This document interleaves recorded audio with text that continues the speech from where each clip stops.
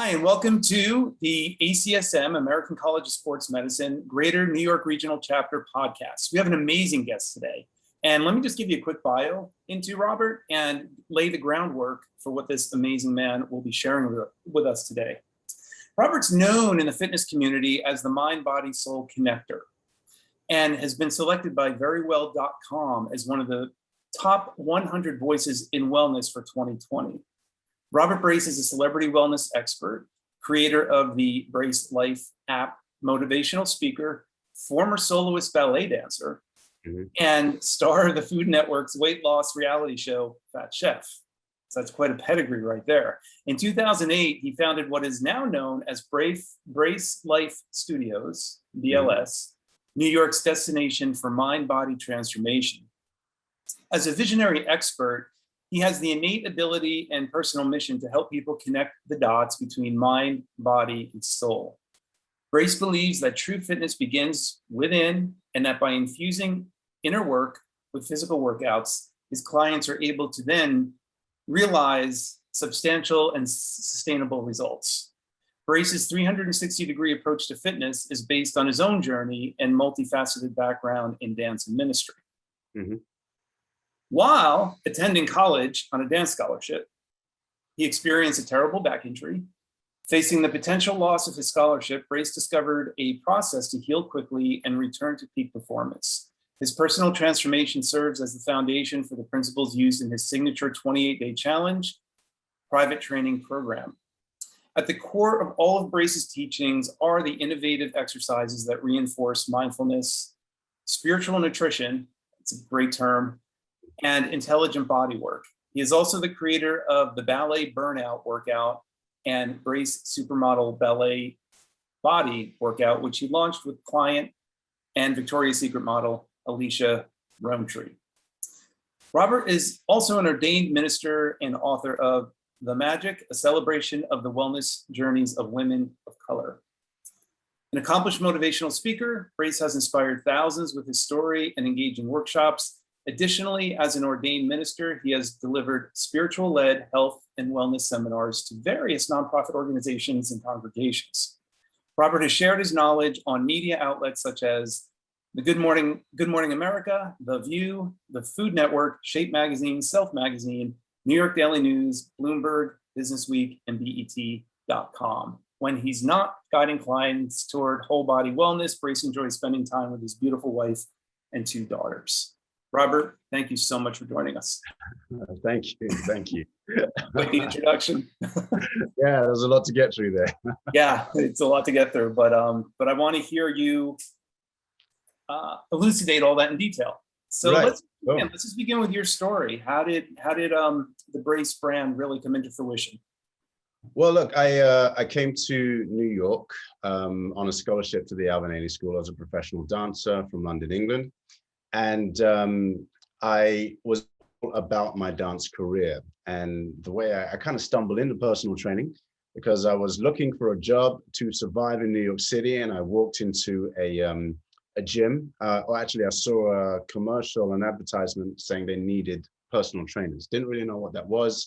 I walked in, they hired me, and I was making all of $7 an hour personal training, right? And so I started there. I built up a clientele there. That gym closed down. I ended up taking some clients with me to another gym after that closed down. But I was that independent trainer, bouncing from client to client to client to client, working in some gyms, and it was exhausting. It was a hectic lifestyle. It's what I needed to do to build my career, but it was exhausting. And so you were doing this while you were dancing. You were trying to fit your dance training into this as well. Well, yeah, I did it initially when I first got here. Then I went away and I had my dance career. And so I danced at different companies, and I was a soloist at Metropolitan Opera Ballet. And so after I came out of my dance career, I was working with a performing arts ministry. And so during that time, I was loving my dance career. I was working with this performing arts ministry. I got more and more involved in that. And I started to see people change. And so it wasn't part of the plan, but I ended up leading a small volunteer group, which grew. And then I got an opportunity to go into their ministry training program. And so I went into the ministry training program, became an ordained minister, and ended up leading a church in Harlem for 6 years, which is where I met my wife and had my first kid. And so it was a detour, which for me was not part of the plan. And so in many ways, I felt like, hold on a second, I can be a dancer, and now I'm a minister. And then And a trainer. after that, I was trying to figure out what I wanted to do. So I went to school for marketing, a short marketing course, and then I started a small business there in skincare, and then that failed. And then I was like, oh man, I'm back personal training after all of these years, after traveling and, performing, and then preaching to all these people, and then having a small business, and now I'm back training. So at that point, it felt like a failure. It felt like I've done all these different things that have zero connection to each other. What am I doing, right? But what I didn't know at that point was that all of those different things were going to play a key role in building the brand that I've built. And so to people out there who are listening, it's super important to understand that even though sometimes our lives can feel like, or our careers can feel like a discombobulated mess, or if you're starting your personal training career, if you've been in training and getting more education or whatever, it's important to understand that you can bring to bear all of your past experiences into something that's uniquely you, and really that nobody else can compete with you on, right? Because it's uniquely your story. And so for me, I went through all of that, and that unique story has led to people seeking me out who value the ballet training and the ballet background, who value the spiritual approach I have to encouragement and how I move my clients through motivation and inspiration. Because I led in Harlem, I was able to speak to a certain community in a certain way that did not necessarily have access to high profile wellness trainers and experts in my field. And so that created a very loyal following amongst high powered African-American women, right? And so all of these things that seem to be so different is what has helped build my business from the $7 an hour per session to what it is right now. And so it's important to understand that wherever our listeners are at this moment, that all of your journey and who you are can feed into what you eventually end up building. Let's go into the story of your challenge. You got injured and worked your way back, and that was the genesis for what you teach today. Take us through that. So I was in school. I was at scholarship at in London at one of the dance schools that I always wanted to get to. This was the place I wanted to be in, my dream school, and so they gave me a scholarship. And the second year of that scholarship, things were going well. And I was doing, if anyone's ever done a dance or ballet class or modern class, there's a section where there's the big jumps, right? So you're doing all the big tricks, right? And so it's a guys class, so it's a group of guys, doing these big tricks. And I'm thinking, you know what I mean? There's a healthy competition. And so long story short, I came out of a jump, I landed incorrectly, and I felt a crack in my back. And so most people, sensible people, would have stopped at that point. But I thought, well, I can't let these other guys beat me, so I've got to go again, right? So I did it again. And this time I really felt something give in my back. And so ended up, I had multiple bulging discs in my spine. And over time, because of incorrect training, I developed arthritis related to my dance career.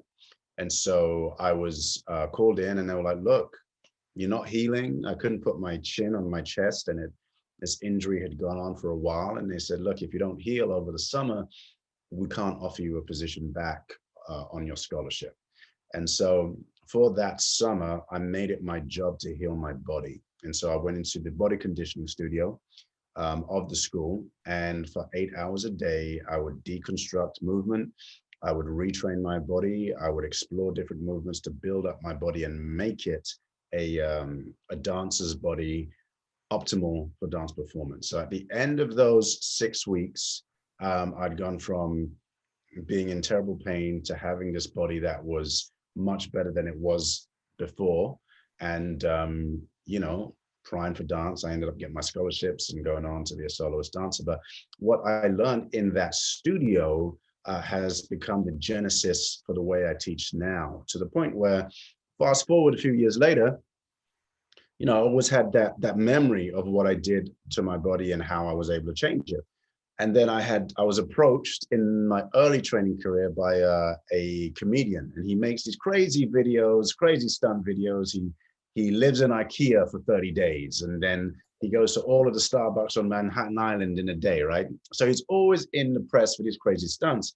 Comes to me and he says, look, Robert, I see all of these fitness challenges, get 6-pack abs in 30 days. It's like, is that true? Can a guy really get 6-pack abs in 30 days? Now, at that moment, I hadn't done anything like that. So, I was thinking to myself, can this be done? But what came out of my mouth is, yeah, sure, of course we can do this, right? So, but what I was leaning on was that injury, that time in the studio where I knew in 6 weeks, I completely transformed my own body. So I figured if I could do that for myself and we're just focusing on abs, I'll be able to do that. Mm-hmm. So we took on that challenge. At the time, Twitter was early days. So he got 6-pack abs, not in 30 days, but in 28 days. And that video, we were on some obscure channel, got over 900,000 views, right? Wow. So wow. I had no product, I had no, I didn't even really have my own space. And so that became the 28-day challenge that we do in our studio to this day. And what became our signature course that people seek us out for personal training, because they heard about it, they wanted to do it. And so again, when you talk about that story, that injury has really honestly provided the backdrop for my career, because from that I got a reality show, and then the 28-day challenge was licensed to become an infomercial, and it has really been the underlying bedrock of why people walk in the door. They stay for other reasons, right, but that's why they walk in the door. So can we take a little deeper dive then into the methodology of the treatment? Like, how did you start integrating the mind, body, soul connection? Was that informed largely by your experience in ministry, or did that come from other places? Can you walk us through, without giving away the secrets? But no, part of it really is about how some of the things that were happening naturally because I was a dancer, and some of the things I began to learn. For example, when I was first dancing, I had a lot of different stuff going on in my life, and I would feel like, oh man, I just got to get to class. If I can move and if I can dance, I'll feel better and I'll be able to think through this stress, right? But I kind of figured it was just because I love dancing, and so that's why dancing helped me, right? And so fast forward, I leave my dance career, I go into the ministry, and now I'm not using my body. It's just a mental application of spirituality, right? Okay. And so I learned a lot of great concepts, a lot of things that I put into my life today, but there was something missing. And so when I began to sit down and really think what that connection was, I understand spirituality on this mental level, right? And I understand physicality, but when I was moving, I seemed to get a different sense of joy, a different sense of energy, a different sense of calm, a different sense, of focus, right? And so for me, part of me is deconstructing. When I deconstructed in the studio, I figured out how to change my body. So I wanted to deconstruct what that was.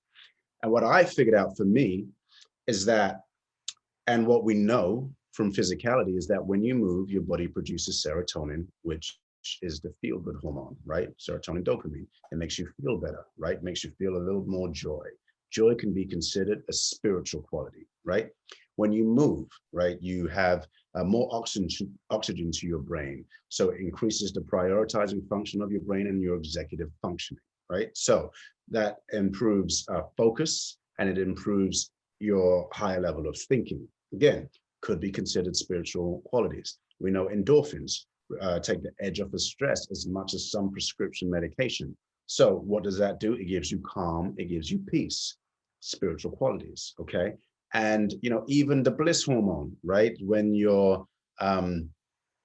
work out really intensely, it's soul cycle or something that you're doing with intensity, your body produces endocannabinoids, which is the root ingredient of cannabis, called the bliss hormone. So you can feel bliss. You work out together with people in a group, oxytocin, the love and the bonding hormone. So all of these qualities, quote unquote, spiritual love, bonding, connection, focus, peace, energy, come out of movement. And so coming from a church community where I saw 3 members of my leadership team pass away due to obesity-related issues, I understood that they had the mental application of spirituality. But our bodies are designed that when we move them in a certain way, they will also provide us with spiritual qualities and long-term health. And so that for me is where the connection began to come. I was like, okay, I'm back in training. I was thinking about these people who passed away. I was thinking about church culture and how to inspire them to see movement as part of their spiritual walk. And as that happened in church culture, I found out that it's not only people in church that need it, everybody needs it. From my celebrity clients to my everyday clients, want to make that connection. So working out doesn't become something I've got to do, right? Or an obligation, but it becomes something that not only changes my body, we can do that in 28 days, but the lasting effects are what it does for you in your lifestyle and in your spirituality. It's beautifully said. It's a path I've always been on too myself. Like I always looked at exercise more than doing something physical. I always looked at it with a sense of reverence. Mm-hmm. It was just something that I had to do before my day even started. Like prayer. I would equate it to prayer, which I do also. Right. So I never saw a separation of the two. And that's why I love guys like you who find ways to marry those concepts, Right. So that was the root of it. And that's what you subsequently went on to teach people, correct? Right. That's what I'm known for now. The mind, body, soul connector is what one of my clients called me. And so I guess it stuck. And, for me, my background is, my parents were immigrants from West Africa in England. Mm-hmm. And so there was always this, when I decided I was going to become a dancer, everybody lost their minds because they didn't immigrate for me to become a dancer. Right. I'm a lawyer or a doctor or whatever. Yep. I'm supposed to go and do an economics degree. And I said, no, I'm going to go and dance. So, but even in that, even though that I've always kind of gone after my passions, my background gave me, they always had a very practical view of things, right? All right, how is A and B, or 1 and 2 going to make 3? And so for me, when it comes to spirituality, it can seem like it's out there. What is the mind, body, soul connection? Is this some kind of spiritual thing I have to feel? And for me, and this is where the whole background in your journey comes into how your career pans out. I wanted to make practical connections for people, right? So whether or not you're religious or not, everybody wants love, joy, peace, sense of self-control and connection, right? You can get that just from the mental assertion of physicality or spirituality, but you can also get both from the physical application. And if you put them together, that makes a powerful, 1-2 lifestyle punch, right? So. That's awesome. So tell us then, how did the other opportunities, Food Network and all that kind of stuff, branch out of that? How did you expand your brand from that? Right. So I think you found your niche essentially, right? And so now we're sort of like talking about how did it expand from there? Because you didn't even have a studio at one time. No. And what I do want to express, because again, if there's independent trainers listening or people at the beginning of their career, like I'm not the guy who had like investors or any money behind me, right? The story that my kids are sick and tired of hearing is that I came to New York with $200 in my pocket and look what we have now, right? That's true, right? That's how I came to New York. So I want to express that if you're true to your story, and for me, my secret weapon has been collaboration. I realize, and I think everybody who's on a course or in training needs to understand that what you bring every single day is of value. We change people's bodies, which affects how they move and operate in the world and how they show up in the world. It gives them confidence, it gives them their health, it gives them vitality. And so understanding that that's the power you bring. And so in staying true to that, you always have something valuable to bring to any collaboration. And this is what I mean. When I started that collaboration with Mark Malkov, the comedian, right? It was time, it was energy, it was my focus for 30 days, right? That cost me time and energy, but I had something valuable to give to him in terms of his content, but also his body. So that collaboration turned into 900,000 views, which turned into 28-day challenge as we know it, right? From that, I had another client, the Victoria's Secret model, Alicia Roundtree, right? She loved the ballet approach that I had. And so we discussed, there was a company that was building apps and they needed content. So we collaborated on that because I was giving her value. She brought, the cachet of who she was and her whole audience. And we built the Ballet Burnout, the Supermodel app, right? So connection.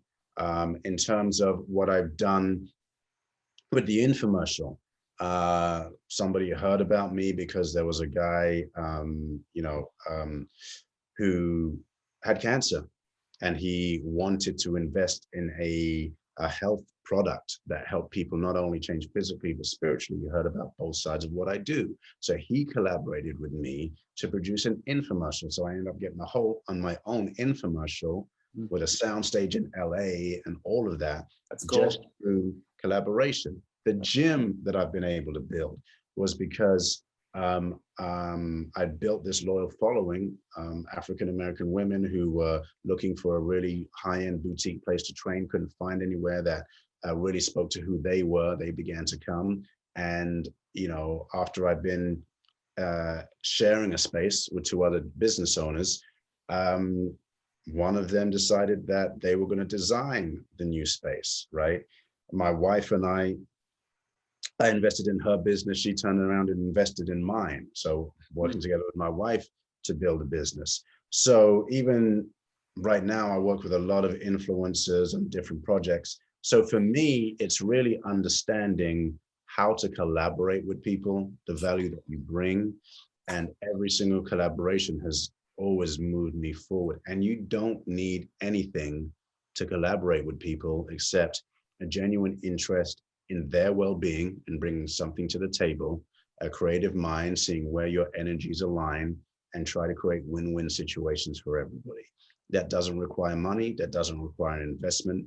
It just requires that relationship building and being sincere about who you are and where you're from. So that has really been, collaboration has really been what has built my business from the ground up. It still does. Yeah.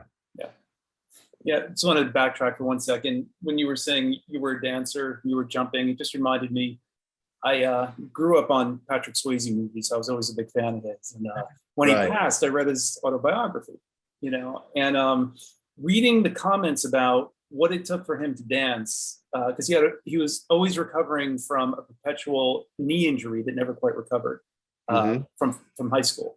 So he got to, all his dancing dreams were coming true. I mean, he was getting offers from all these reputable ballet companies, except he had to train his knee before every practice, after every practice. And he was always in chronic pain. And eventually he got to a similar intersection. That's why I thought of it when you were saying your story, where they're just like, we can't really have you on board, Patrick. It's like, you're just, you're becoming more of a liability than an asset. And it broke his heart. And then he took his skills, his natural athleticism, which he always had, and then he went on to acting, and he expanded his life from that point. So the whole point, is your tragedies can be the stepping stone to something absolutely amazing. And he illustrates one story in the book about the jump in Dirty Dancing, if you've ever seen that film. Yeah. He jumps off the stage at one of the final scenes, and it was funny reading it. Not funny, but he's telling the director, it's like, you're only getting one shot at this. I literally have one jump in me, and then my knee, and then I have to go back to the trailer for about 4 hours and do what I have to do with my knee. Wow. And so they're like, okay, they shot it, and I got it in one take, and then so hearing those backstories it was just Right. amazing. He was Right. he was a very passionate dancer. Right. But so let's go on. So now we're addressing a lot of students who are either coming out of college or getting into this industry, and they're getting in at a unique time, something that you and I didn't have to experience. They come boom into this wall of the pandemic. Yeah. Right. And now their ability to go to a gym to really interact with people has been stifled, has been limited. Even if now they're vaccinated and they have to wear a mask, it's still and this well, it still interrupts the whole process. Right. So talk a little bit about how COVID, speaking about tragedies, like how has COVID, how have you flipped that into being something that's usable? And how would you share that with other people? Yeah, that's a great question. Because look, we were shut down completely for 6 months. Wow. And this was, we opened a new location in July 2019 for a soft launch. And then finally got some money behind me. And we said, all right, for the first time, we're going to do a proper marketing campaign, proper PR, spent more money than I could really afford. And we were pushing for a March 2020 launch. And on March 15th, we got shut down for 6 months. So honestly, because I love being real with people, I don't want to act like, and we just bounced right back. No, it wasn't like I had to, as soon as when the pandemic happened, everybody was jumping online and doing stuff. And I was like, I can't even process what just happened right now. Right. I feel what just happened. So I didn't do anything for the first month. I was just trying to get myself together.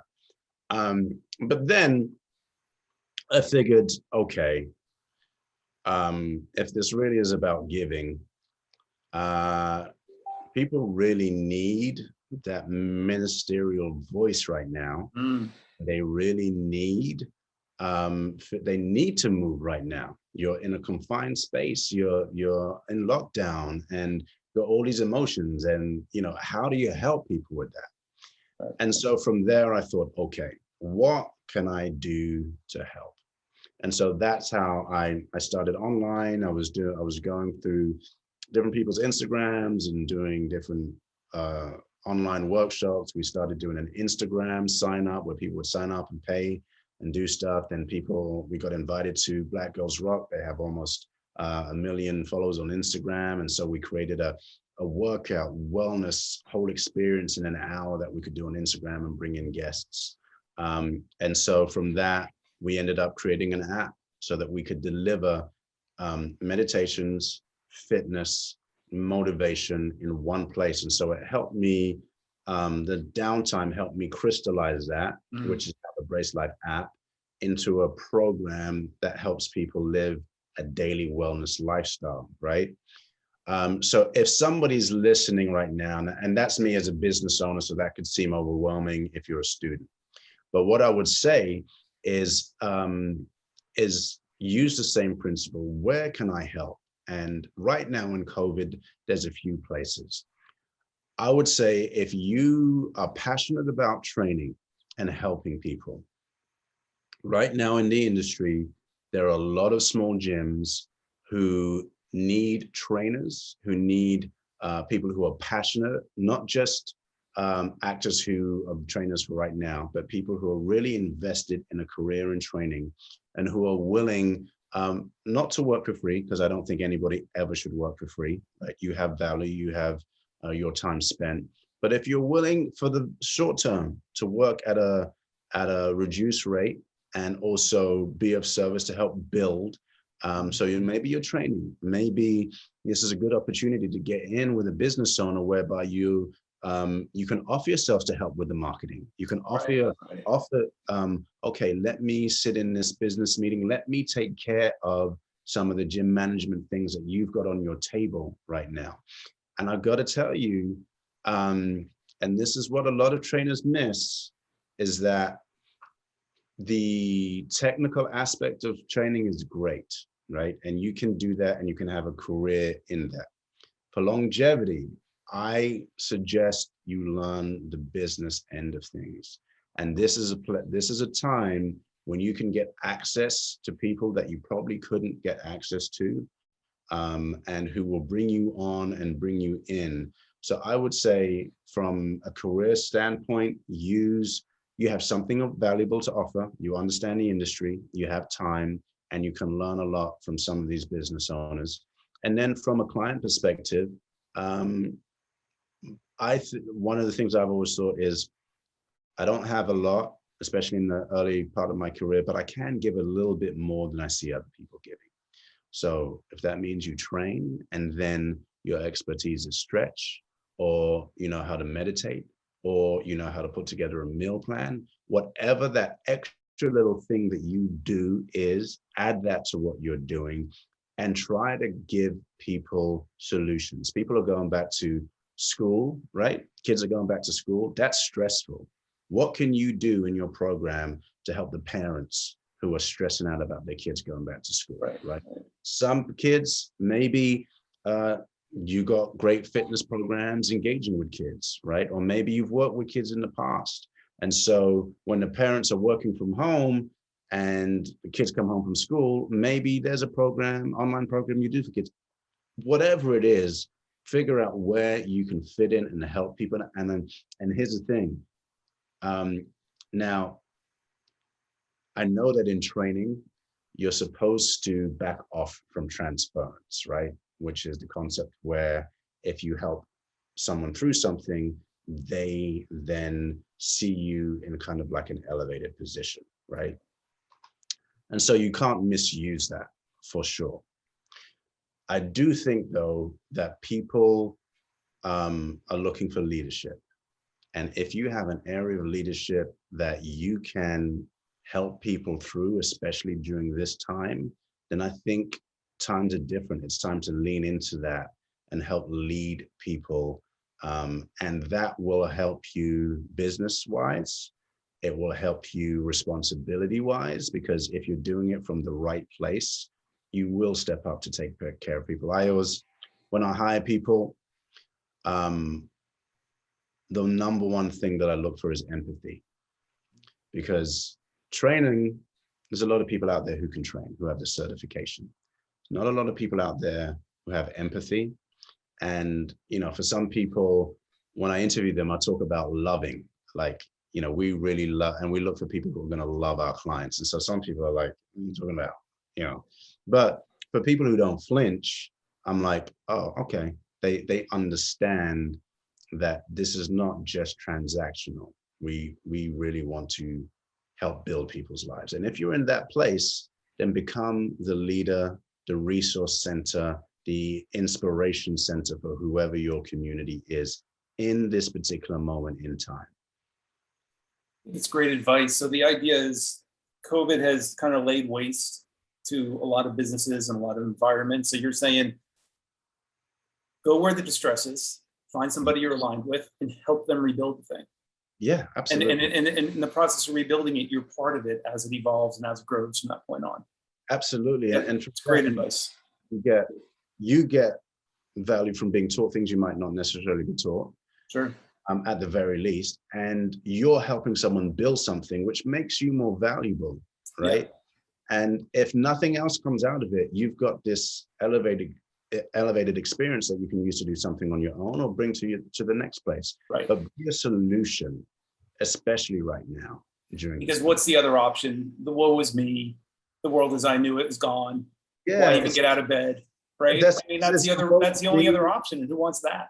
Right. And I think what I see right now, which I just, you know, we're kind of going off topic here, but which I just think is the wrong approach is, well, you know, I just need to get this, or I just need to be paid this, or I'm not showing up, or I just need, I'm like, I get that. I do understand, because again, I don't think anybody should devalue themselves, right? I think part of showing up is understanding your value. But I think it's reading the times, reading the room, right? I don't think people are going, I just don't think you're going to get as far with that in this moment, right? And reading the room is the skill that you mentioned before, empathy. Yeah, You know? it's empathizing and showing up where you can to help. And Right. I just think that always will pay dividends, and people can trust you then. Sure, absolutely.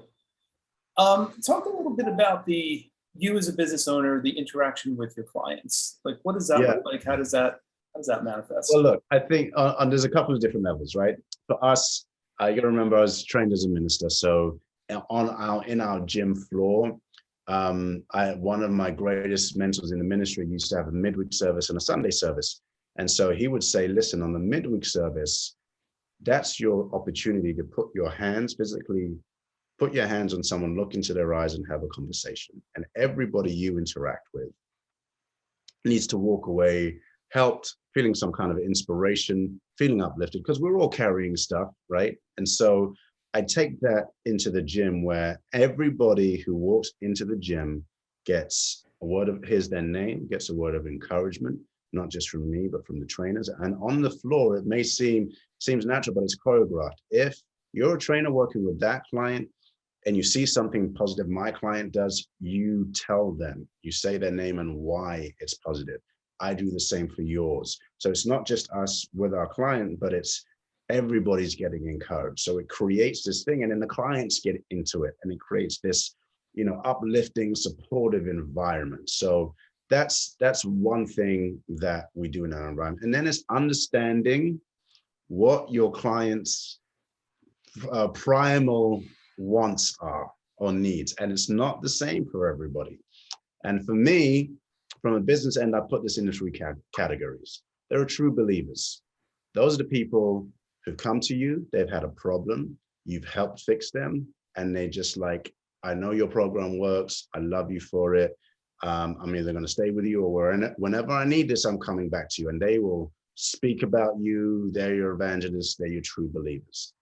Then there are the lifers. They're the people who they're not really here for like six-pack abs. They're not concerned with getting in the best summer shape, but they're like, I love your approach. I love wellness. This helps me stay consistent. I love your environment. I'm here, right? You don't have to promise me six-pack abs. Right. Like, I'm not even interested. I just want to be healthy and be consistent, right? And so you treat those people a different way, And then there are the status seekers. And for me, quite honestly, these have been the people early on in my career who have grown with me over the years. And this is what I mean, right? There are some people who, especially in a city like New York, it's cool to have a personal trainer, right? Yes. So it's like, this is my personal trainer. And sometimes it's almost like I'm not even a person, right? This is my personal trainer if I go to an event, right? He's my trainer. So it's more about them, because I'm the stat. I go along, it's just Gucci, Prada, right, and my personal trainer, right? So you become a status product. Yeah. Right. So that's all I am. And that's fine, right? And it tends to be people in their 20s or early 30s who are like building their career and building their identity, right? And so at first I used to be bothered by it, but I'm like, no, that's what they need in this time. And it doesn't, take anything away from me. I remember, just as a quick aside, always remember doing that to my clients. Like if I called the office or whatever, I'd always say, well, who's calling? It's his trainer. Right. I just instinctively knew the gravitas, the weight that carried. Right. So I was exactly. like you, I was just happy to be that role. Right. And it makes them feel better and look better and all of those things, right? Yeah. And so the way I came to this, that these guys early on in your career can add so much value for you long term. And this is how that proved to be true. Someone told me, oh, you've got these young people, they can't really afford you, but they know everybody. So why don't you do a free thing for a couple of months with these guys? I was like, I haven't got any money. I need to make money. I can't be giving my time. They're like, trust me. So I just went with it. And this person ended up getting me like 30 of these people who had small social media followings, nothing massive, but they were in the industry, they were connected to people in media, they were trying to do something early on in their careers. And so I train them in a group. Sometimes I'll do one-on-ones. And now these people, everywhere they went, oh, Robert's my trainer. Oh, Robert's my trainer. Oh, Robert's my trainer. Oh, Robert, right? And so early on, you know, their whole group, as they started to go progress in their career, they were like, oh, that trainer that so-and-so worked with, right? And so that began to be my referral system from these status seekers. And then these status seekers got status and the paycheck that came along with status, right? And so then they had the money to pay for me. And so from that group in 2009, I still have clients, and that one group has been the biggest referral resource for me. And so over the years, I'm doing projects now. One of them, I remember sitting on a train with her after a session. She couldn't afford the session and she was complaining and worried about her career. Now she interviews Oprah, Sarah Jessica Parker, all of these people, and she's still with me, right? So I think it's understanding where your opportunities are, what different clients are. And even though someone may not, especially early on in your career, may not be able to pay you what you're asking for, you know, I think if you can serve them in a certain way, and it doesn't always work out, but if you can serve them in a certain way, it pays off dividends later. So when you talk about how I work with my clients, that's, you know, in the gym, it's creating that environment, and then it's recognizing which bucket does this client fall into, what do they need, and let me meet that need. Right. So in a nutshell, then, what would you have to say to the young ones watching this who are just stepping out into this industry for the first time now? How would you sort of sum this all up and wrap it up? I would say on a very basic level, because I know everything I'm saying could be overwhelming to some, because it's like, I just want to pass my certification exam, dude. Yeah. Like, I'm not thinking about spirituality. I'm not thinking about my body. I just want to I got to learn the Krebs cycle. Right, exactly. Right. So if you're in that place, obviously get your certification. Right. And then just start. Get in where you fit in. And in every situation, look for the opportunities, because what I've learned is you're not going to see the whole picture now. I did not intend to be the mind, body, soul person. I did not know I was going to have a 28-day challenge. I did not know I was going to do these collaborations, right? But get in where you are, be yourself, and bring the fullest of who you are individually, because that's how you'll get noticed, right? You're not going to get noticed trying to be like everybody else, right? Don't undervalue, because it's easy for us to undervalue what we do naturally, right? But don't undervalue that.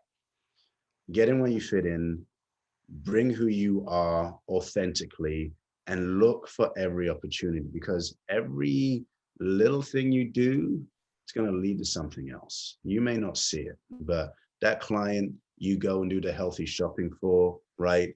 And you just like, you're tired at the end of your personal training day, right? And she's not paying she's not paying you for it. But then they talk to somebody else and talk about what a great person you are, right? You find yourself at a gym where, you know, you can tell that this owner struggling a little bit, but, you know, you're cool with it. You take the reduced paycheck for now, and you help in any way that you can, right? And you start to see how these things come back to you. So get in where you fit in, show up, do something. Don't get analysis paralysis. Do something. It might not be ideal, right? But if you do your best in a situation that you're in, it's going to come back to you. So, you know, I've seen it not only in my own self, but I've seen it in many other trainers who are still around, who are still doing great things in different areas in this industry. So, Robert, how can they get in touch with you if they wanted to reach out to you and had any other further questions? You can reach out to me. My Instagram is @RobertBrace. So you can reach out to me there, or just email me and put ACSM podcast listener in the subject line. And, you know, if you've got a question, send it and I'll, you know, try to answer and get back to you. And yeah, that's it. Awesome. And for anybody who's listening, we are always looking for talent to train. to be a part of who we're training in our systems as we grow. So if the whole mind, body, soul thing speaks to you, empathy, love, if that kind of thing is your jam, then I'm always open to hearing from you. So. Are you fully open right now in New York City now? Yeah, we're fully open. Fully okay. open. Yep. Not a question of mine. Anything else you want to add that we haven't discussed? No, that's it. I think we covered quite a lot today. We did. So, Well, yeah, I thank you so much for joining us and for being an inspiration, obviously to your clients, but then to these students as well. So thanks so much. And hopefully they'll reach out to you with lots of questions. All right. Great. All right. Well, thank you for having me. Appreciate it. My pleasure. Thank you.